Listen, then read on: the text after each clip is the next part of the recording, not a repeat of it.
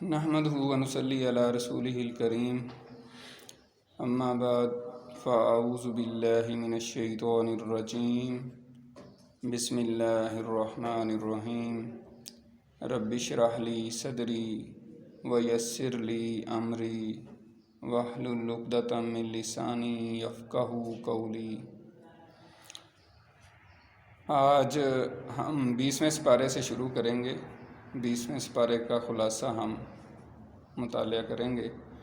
اعوذ باللہ من الشیطان الرجیم بسم اللہ الرحمن الرحیم امن خلق السماوات والارض وانزل لکم من السماء ماء فانبتنا به حدائق ذات بہجہ ما کان لکم ان تنبتوا شجرها اإلہ مع اللہ بل ہم قوم یعدلون۔ صدق اللہ العظیم۔ سورۃ النمل کا ہم مطالعہ کر رہے تھے پچھلے پارے میں، تو اس کا کچھ بقیہ حصہ جو ہے اس 20ویں پارے میں آیا ہے، اور یہاں پہ اللہ تعالیٰ کی قدرت اور وحدانیت کے 5 دلائل جو ہیں وہ پیش کیے گئے ہیں۔ دلائل اور براہین ذکر کیے گئے ہیں۔ برہان بھی دلیل کو کہتے ہیں۔ تو اس میں پہلی جو دلیل بیان کی گئی ہے وہ یہ ہے، کیا وہ اللہ، یہ سوالیہ انداز میں ساری دلیلیں ہیں۔ جب آپ 20واں سپارہ پڑھتے ہیں تو آپ کو امن بار بار یہ لفظ آتا ہے، تو کا مطلب ہوتا ہے کیا، اور من جو، کیا جو، اس طرح سوالیہ انداز میں اللہ تعالیٰ پوچھ رہے ہیں۔ تو پہلی دلیل یہ دی ہے کہ کیا وہ اللہ جس نے آسمانوں اور زمین کو پیدا کیا ہے اور آسمان سے بارش برسا کر خوبصورت اور تر و تازہ باغات لہلہا دیے ہیں، وہ بہتر ہے یا جنہیں تم شریک ٹھہراتے ہو؟ مشرکین مکہ سے خطاب ہے۔ پھر دوسری دلیل یہ دی گئی ہے کہ وہ محسن حقیقی جس نے انسان کے لیے زمین کو باعث قرار بنایا ہے، اس کے سینے میں نہریں جاری کر دی ہیں، اس کی پشت پر پہاڑ کھڑے کر دیے تاکہ یہ ڈولے نہیں، اور اس میں میٹھے اور نمکین پانی کے چشمے جارے کر دیے ہیں، اور وہ آپس میں مکس بھی نہیں ہوتے۔ تو کیا وہ ذات جس نے یہ سارا کچھ کیا ہے وہ زیادہ بہتر ہے یا جن کو تم شریک ٹھہراتے ہو جو کچھ بھی نہیں کر سکتے؟ پھر تیسری دلیل یہ دی ہے کہ جب انسان مجبور ہوتا ہے، مظلوم ہوتا ہے، خاص طور پہ جب بہت کسی بڑی بیماری میں مبتلا ہوتا ہے اور بہت پریشان ہوتا ہے، تو اس وقت تم کس کو پکارتے ہو؟ اللہ کو پکارتے ہو۔ اس وقت مشرکین مکہ اور دنیا کے جتنے بھی مشرکین ہیں، اس وقت وہ کہتے ہیں بس یا اللہ تو ہی ہے، تو اس کو پھر اصل میں اس کو پکارتے ہیں، کیونکہ انسان کے ڈیزائن میں یہ چیز ہے، اس سے پھر بندہ بچ نہیں سکتا، یعنی اسی کو پکارنا پڑتا ہے جب واقعی کسی جینون پرابلم میں، مصیبت میں ہونا، تو پھر بندہ دل سے اس کو پکارتا ہے کہ یا اللہ، جو بھی اس کا نام کوئی لے، بھگوان لے، اللہ لے، گاڈ لے نام، لیکن اسی کو پکارنا پڑتا ہے، کیونکہ وہ فائنل اس کو انسان کے اندر یہ ڈیزائنڈ ہے کہ وہی ہستی ہے بس اب نا۔ تو مشرکین مکہ کا بھی یہ حال تھا کہ جب وہ کسی دریا میں، سمندر میں، کشتی میں جا رہے ہوتے تھے تو ویسے تو بتوں کی پوجا کرتے تھے، لیکن اس وقت پھر کہتے تھے یا اللہ تو ہی ہے بس، اب ہم شرک بھی نہیں کریں گے، بس ہمیں آج بچا لے۔ لیکن کیا ہوتا تھا جب خشکی پہ آتے تھے تو پھر وہ وہی کام شروع کر دیتے تھے۔ تو یہ جو ہے نا ان کی چیز بتائی گئی ہے۔ چوتھی دلیل یہاں پہ یہ بتائی گئی ہے کہ بحر و بر کی تاریکیوں میں راستہ کون دکھاتا ہے؟ بارش برسنے سے پہلے ٹھنڈی ہوائیں کون چلاتا ہے؟ اللہ چلاتا ہے، اور تو کوئی دنیا کا بندہ ایسے کام نہیں کر سکتا۔ تو پھر یہ جو ہاتھوں کی تم نے گھڑی مورتی ہیں، تو ان کو پھر کیوں پوجتے ہو، ان سے کیوں مانگتے ہو؟ اور آخری جو دلیل اس میں دی ہے وہ یہ ہے کہ انسان کو ابتدا میں بھی اللہ تعالیٰ نے پیدا کیا اور دوبارہ بھی اللہ تعالیٰ اس کو پیدا کرے گا، اور کوئی پیدا کرنے والا نہیں ہے۔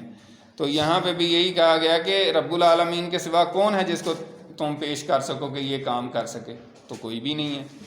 تو اس وجہ سے یہ دلائل، جیسے کہ مکی صورتوں کا ہم نے کہا کہ ایک طرح امتیاز ہے کہ مکی صورتوں میں آخرت کے دلائل ہوتے ہیں، توحید کے دلائل ہوتے ہیں، شرک کا رد ہوتا ہے، اور انبیاء یعنی آخرت رسولوں کا بیان ہوتا ہے یعنی۔ تو یہاں پہ جو ہے نا توحید کے دلائل پیش کیے گئے ہیں۔ اس کے بعد اس صورت میں سور پھونکنے کا ذکر ہے کہ سب سے پہلے جب سور پھونکا جائے گا تو سارے لوگ جو ہے نا گھبرا اٹھیں گے اور پریشان ہو جائیں گے. پھر سور پھونکا جائے گا تو سارے کے سارے وفات پا جائیں گے، فوت ہو جائیں گے، اور اس کے بعد سور پھونکا جائے گا تو وہ سارے زندہ ہو جائیں گے. تو یہ اتنی سی بات ہے. جو وہ اعتراض کرتے تھے کہ مر کے کیسے زندہ ہونا ہے، تو اللہ تعالیٰ نے فرمایا کہ وہ تو اسرافیل سور پھونکیں گے آخری دفعہ، تیسری دفعہ، تو سارے مرے ہوئے لوگ اٹھ کھڑے ہوں گے. اسی طرح اس صورت کی جیسے ابتدا قرآن مجید کی عظمت سے ہوئی تھی، تو اس کی انتہا بھی، اختتام بھی قرآن مجید کی عظمت سے ہو رہا ہے. اور یہ بتایا جا رہا ہے کہ انسان کی بڑی سعادت ہے، بڑی اس کی خوش بختی ہے کہ وہ اس قرآن مجید کو، مقدس کتاب کو سمجھ کے اس کی تعلیمات پر عمل کرے. تو اللہ تعالیٰ سے دعا ہے کہ اللہ تعالیٰ ہمیں بھی قرآن مجید سمجھ کے اس پر عمل کرنے کی توفیق عطا فرمائے. اس کے بعد اگلی سورت شروع ہوتی ہے، سورۃ القصص. اس میں اس کا نام قصص اس لیے رکھا گیا ہے کہ اس میں 3 قصے ذکر کیے گئے ہیں. اس میں حضرت موسیٰ کا، فرعون کا اور قارون کا جو ہے نا قصہ بیان ہوا ہے، تو اس وجہ سے اس کا نام سورۃ القصص رکھا گیا ہے. سب سے پہلے حضرت موسیٰ اور فرعون کا قصہ ہے. یہ ہم نے پہلے بھی بتایا، کل بھی ذکر ہوا تھا کہ حضرت موسیٰ کا سب سے زیادہ قرآن مجید میں ذکر ہے، اور اس کی ایک ریزن یہ بھی ہے کہ بنی اسرائیل جو ہے وہ ہمارے لیے ایک نمونہ اس سینس میں ہے کہ ہمیں حکم دیا گیا ہے کہ بنی اسرائیل کی طرح وہ حرکتیں تم نے نہیں کرنی. تو آپ صلی اللہ علیہ وسلم کی ایک حدیث بھی ہے کہ جیسے 2 جوتے برابر ہوتے ہیں تو اس کو بالکل ریزمبلنس ہوتی ہے، تو تم بھی وہی حرکتیں کرو گے جو بنی اسرائیل نے کی، اسی طرح کی تمہاری وہ ہوگا. اگر وہ گو ایک جانور ہوتا ہے، اس کی جو سوراخ ہے اس میں اگر انہوں نے ہاتھ ڈالا تھا تو تم بھی ڈالو گے. تو یہ بات یعنی کہ اس انداز میں بیان کیا، جیسے کہا جاتا ہے نا کہ پہلی امتوں کے کسی کے 71 فرقے تھے اور دوسرے کے 72 تھے، تو تمہارے 73 فرقے ہو جائیں گے. تو وہ ایک بات بتائی جائے کہ ایسا ہو جائے گا، لیکن اصل یہ ہے کہ ایسا نہیں کرنا، آپ نے کوشش کرنی ہے، لیکن وہ ایک تقدیری معاملہ بتا دیا گیا کہ ایسا ہوگا ویسے.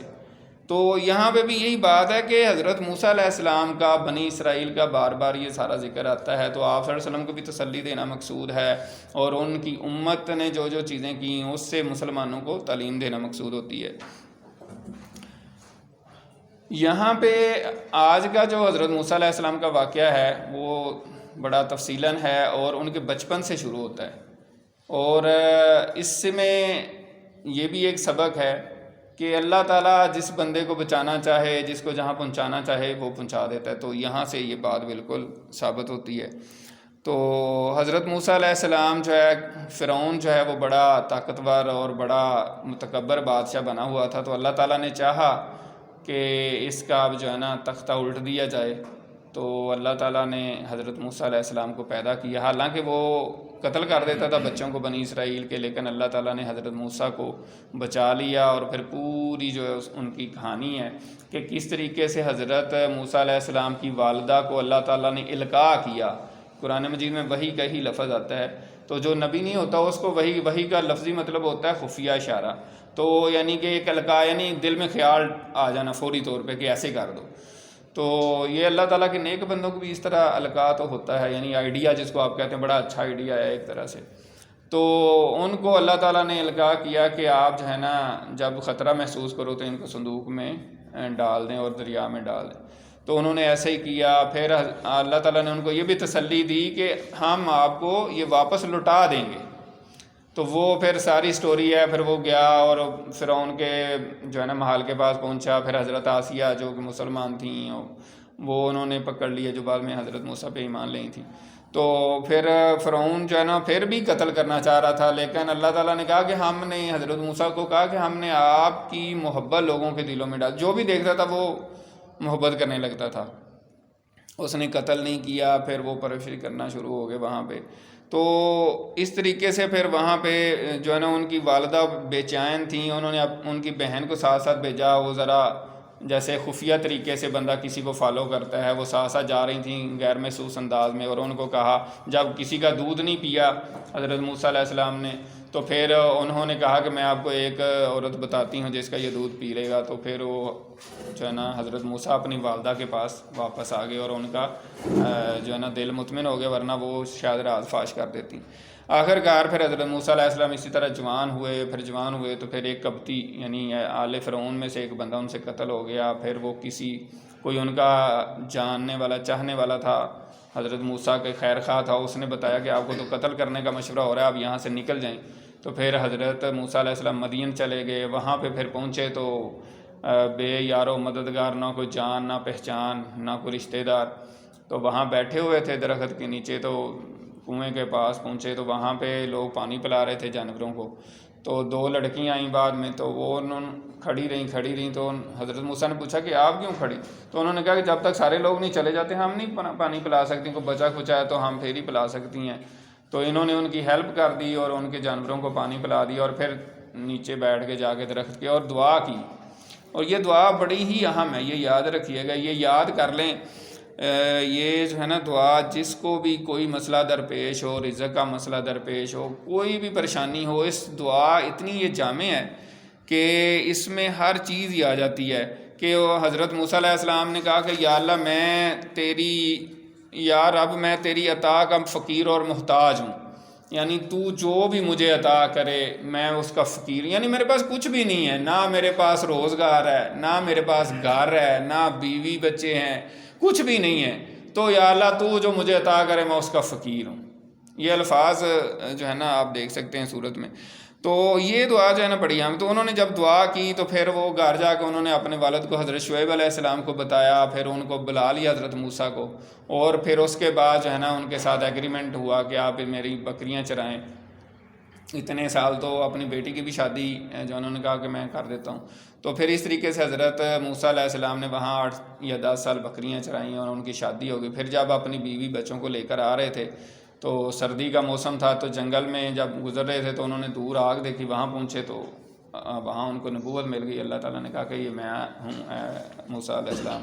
پھر اللہ تعالیٰ نے 2 معجزے ان کو دیے، عصا اور ید بیضاء، اور کہا کہ فرعون کے پاس جائیں اور پھر جا کے اس کو تبلیغ کریں. تو فرعون کے پاس آ گئے. پھر وہ سارا واقعات آپ نے پڑھے ہیں اور سنے ہیں.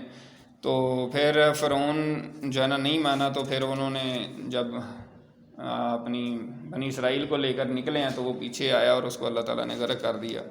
تو یہ پوری جو ہے کہانی ہے. اور اس سے سبق کیا ملتا ہے ہمیں؟ یعنی ہم قرآن مجید پڑھتے ہیں تو ہمیں سوچنا چاہیے کہ اس سے ہمیں سبق کیا ملے، ہم نے کیا سیکھا ہے، اب ہم نے کرنا کیا ہے. یہ ہونا چاہیے نا. اب یہ تو نہیں ہے کہ آپ پڑھ کے بس سٹوری پڑھ لیے بس ٹھیک ہے. تو جو اہل علم ہوتے ہیں، اہل فکر ہوتے ہیں، وہ خود ہی اس سے ڈیڈیوس کر لیتے ہیں، یعنی نکال لیتے ہیں کہ ہاں ٹھیک ہے اس سے میں نے یہ سبق حاصل کیا، اس پہ میں نے عمل کیا. لیکن بہرحال یہاں پہ جو ہے نا انہوں نے بعض مفسرین نے جو ہے نا اس سے کیا عبرتیں اور نصیحتیں حاصل ہوتی ہیں وہ بیان کی ہیں، جس میں کچھ ہم ابھی بیان کر دیتے ہیں. پہلی یہ ہے کہ اگر انسان مصائب و آلام پر صبر کرے تو دنیا اور آخرت میں اس کے اچھے نتائج برآمد ہوتے ہیں.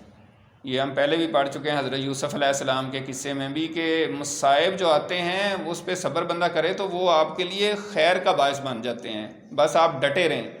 صبر کا لفظی مطلب نا ڈٹے رہنا بھی ہوتا ہے.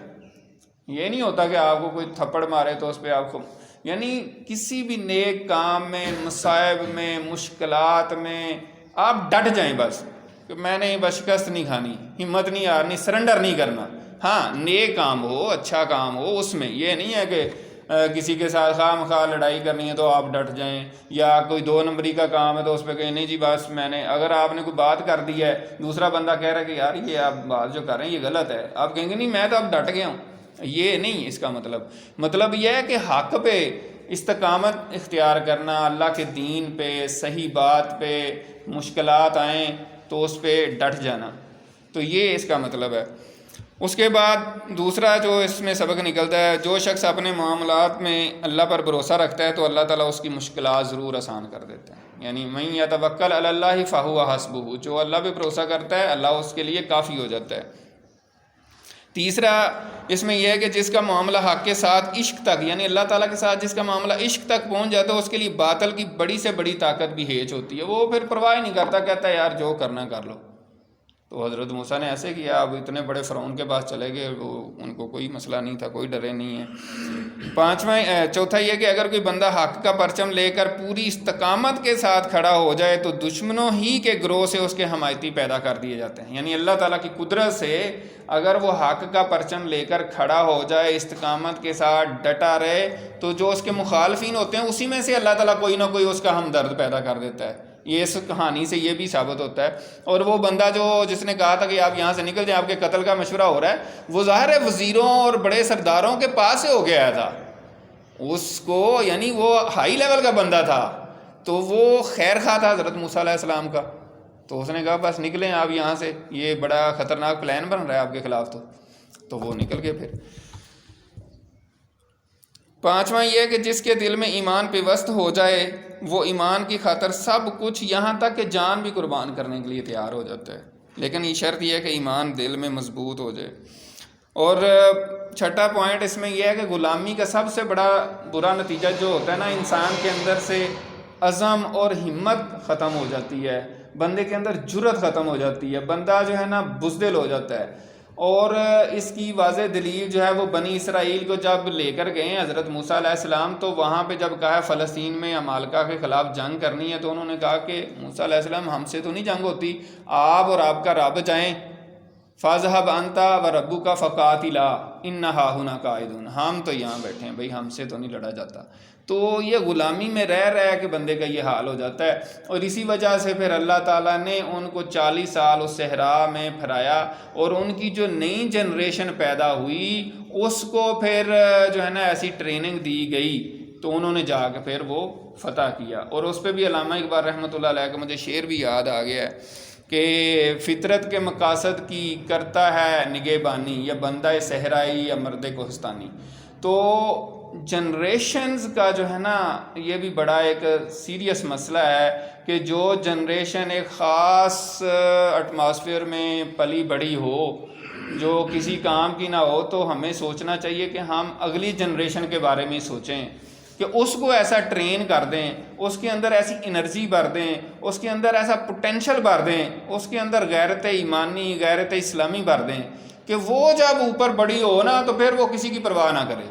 آج تو ہم ذرا سی بات پہ یہ یورپ امریکہ اور مغربی تہذیب سے اتنا متاثر ہیں اور اتنا ان سے ڈرتے ہیں، اور اتنا یعنی کہ وہ سمجھتے ہیں کہ دنیا میں ہر کام انہوں نے کیا ہے، اور ترقی اور سارے جیسے حضرت آدم علیہ السلام سے لے کر اب تک جناب انہوں نے سارا کچھ کیا ہے، ساری ترقیاں اور ساری ایجادات انہوں نے کی ہیں، مسلمانوں نے کچھ نہیں کیا۔ آج کے نوجوان کا مجھے جو میری آبزرویشن ہے وہ یہ فیلنگز ہے۔ تو یہ ایسا نہیں ہے، آپ مسلمانوں کو اپنی تاریخ ان کو کہیں پڑھیں، یہ کل کی بات ہے، یہ ہماری یونیورسٹیوں میں قرطبہ اور غرناطہ کی یونیورسٹیوں میں بغداد میں آگے پڑھتے رہے ہیں۔ بغداد میں چلو کم، وہ تو یورپ تو ساتھ ہی تھا، اسپین جو ہے وہ تو ان کے ساتھ ہی تھا نا، وہ تو اسپین ہی تھا، یورپ ہی تھا اسپین جو ہے، تو وہاں پہ آگے پڑھتے رہے ہیں، تو پھر جا کے انہوں نے علم حاصل کیا۔ تو یہ قوموں کا زوال اور عروج آتا رہتا ہے، ہماری اپنی کمیاں کوتاہیاں ہیں، اپنی غلط چیزیں ہیں جس کی وجہ سے ہم نیچے چلے گئے، لیکن یہ نہیں ہے کہ ہم نے کچھ کیا نہیں ہے دنیا میں، پہلے ہم نے کیا ہے، اس کے بعد انہوں نے ہمیں فالو کیا، اب انہوں نے محنت کی ہے، وہ اوپر جا رہے ہیں۔ جو قوم محنت کرتی وہ جاتی ہے، اس میں کوئی شک نہیں ہے، اللہ تعالیٰ نے سب کے لیے میدان چھوڑا ہوا ہے۔ یہ نہیں ہے کہ ہم مسلمان ہیں تو ہم جناب کچھ کریں بھی نہ اور ہمارے لیے سارا کچھ ہو، تو ایسا نہیں ہوتا۔ اس کے بعد ساتواں یہ ہے کہ وراثت اسی زمین کو، یعنی وراثت زمین، یعنی زمین پہ حکمرانی جو ہے نا اسی قوم کو ملتی ہے جو میدان جد و جہد میں ثابت قدم رہتی ہے، یعنی کچھ کرتی ہے تو اس کو ہی پھر ملتا ہے نا، جو پنجابی میں کہتے ہیں ککھ بن کے دورہ نہ کرے تو اس کو کیا ملنا ہے، یعنی کچھ ایفرٹ ہی نہیں کرنی تو پھر ملنا کیا ہے۔ تو یہ اللہ تعالیٰ کا دستور ہے کہ جو قوم محنت کرے گی اسی کو ملے گا۔ اور آخری اس میں یہ ہے کہ باطل کی طاقت کتنی ہی زبردست کیوں نہ ہو، بالآخر اس کو نامرادی کا سامنا کرنا پڑتا ہے، یعنی باطل جو مرضی ہو، جتنے مرضی اس نے ملمہ کاری کی ہو، بڑے جناب آپ کو بڑی بڑی چیزیں نظر آ رہی ہوں، ٹینک توپیں یہ وہ فلاں فلاں، اور ایسے لگے یار یہ تو بڑی سپر پاور ہے، یہ تو بس ہم نہیں کچھ بھی کر سکتے، ایسا نہیں ہے۔ آپ صرف سچے ہوں، آپ کے اندر اخلاص ہو، آپ اپنی مناسب اللہ تعالیٰ پہ آپ کا یقین ہو، کوشش کریں، جیسے صحابہ کرام کا دور تھا تو دو بڑی سپر پاورز کو کیسے انہوں نے تہس نہس کر دیا، تو بالا کر دیا۔ تو آج بھی اگر ہم مسلمان جو ہیں نا، اگر اپنا ایمان مضبوط کر کے اللہ تعالیٰ پہ یقین کر کے محنت کریں تو سپر پاور نہیں، سارا کچھ ختم ہو جائے گا، وقت آئے گا، تو کوئی مسئلہ نہیں ہے اس میں۔ اس کے بعد جو ہے نا اس میں اور بھی مفسرین نے بصیرتیں اور عبرتیں نکالی ہیں، ظاہر ہے ہم زیادہ ڈیٹیل میں نہیں جا سکتے۔ تو اس کے بعد پھر دوسرا واقعہ جو ہے، دوسرا قصہ قارون کا بیان کیا گیا ہے۔ تو وہ آج کے جیسے سرمایہ دار، بڑے بڑے سرمایہ دار ہیں، تو سمجھ لیں کہ آج کے دور کے بڑے سے بڑے سرمایہ دار سے بھی بڑا سرمایہ دار تھا، بل گیٹ سے بھی بڑا تھا، اور آج کل تو میرے خیال بل گیٹ سے بھی کچھ اوپر لوگ چلے گئے، مجھے پتہ چلا۔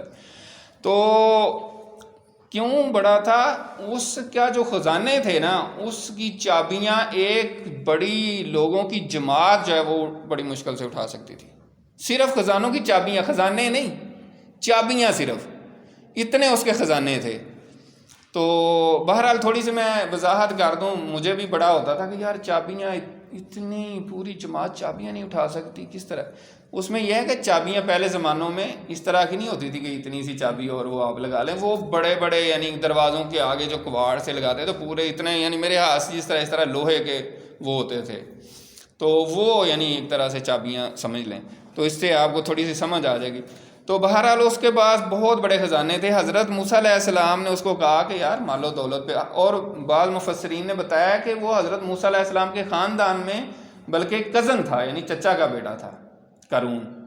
تو حضرت موسیٰ علیہ السلام نے اس کو کہا کہ یار اپنے مال پہ اتنا نہ اتراؤ، جس کا حق ہے اس کو دو، فضول خرچی نہ کرو، اس طرح نہ کرو، اتنا اتراؤ نہ، تو جو ہے نا یہ اللہ نے تمہیں دیا ہے۔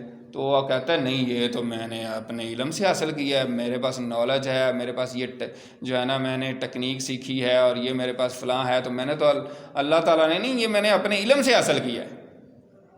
تو اس میں سبق یہ ہے کہ کوئی بھی چیز ہے نا اللہ تعالیٰ نے، اگر آپ کو اللہ تعالیٰ نے عقل دی ہے تو اس کو آپ نے استعمال کیا اور آگے چلے ہیں نا، تو ہمیشہ اللہ تعالیٰ کا شکر گزار انسان کو ہونا چاہیے۔ یہ نہیں کہ بندہ کہے جی میں نے بڑی محنت کی، میں نے یہ کر دیا، میں اس لیے یہاں پہ پہنچ گیا، دیکھیں یہ اللہ کا شکر ادا کریں، اللہ تعالیٰ نے آپ کو ایسے اسباب فراہم کر دیے، ورنہ ہو سکتا ہے آپ سے زیادہ ذہین لوگ جو ہے نا وہ ایسے ہی بیٹھے ہوئے ہیں، ان کے پاس کچھ بھی نہیں ہے، حالانکہ وہ آپ سے زیادہ ذہین تھا، بچپن میں ہو سکتا ہے وہ آپ کے کلاس میں آپ سے زیادہ نمبر لیتا ہو، لیکن آج وہ بیچارہ ادھر ہی بیٹھا ہوا ہے اور آپ کہاں کے کہاں پہنچ گئے ہیں۔ تو یہ جو ہے نا یہ اللہ تعالیٰ کی خاص کرم نوازی ہوتی ہے، اور اللہ تعالیٰ اپنے بندے جس کو کہے اس کو کوئی ایسا ٹریک دے دیتے ہیں جس سے وہ چلتا چلتا کسی منزل پہ پہنچ جاتا ہے۔ اگر وہ نہ ملے، آپ کو گائیڈ لائنز نہ ملیں، وہ ماحول نہ ملے، وہ آسانیاں نہ ملیں، تو آپ کہیں بھی نہیں پہنچ سکتے۔ تو جس کو اللہ تعالیٰ نے پہنچانا ہوتا ہے گاؤں دیہات سے بھی اٹھا کے اللہ تعالیٰ پہنچا دیتا ہے، اور جس کو نہیں پہنچانا ہوتا وہ شہروں میں، بڑے شہروں میں ساری سہولتوں کے باوجود وہ بیکار کے بغیر گھروں میں بیٹھے ہوئے ہیں۔ پوچھتے ہیں کیا کرتے ہیں، کہتے ہیں کچھ بھی نہیں۔ کوئی کام کرتے ہیں؟ نہیں، بس یہی کام ہے، ویلے رہنے۔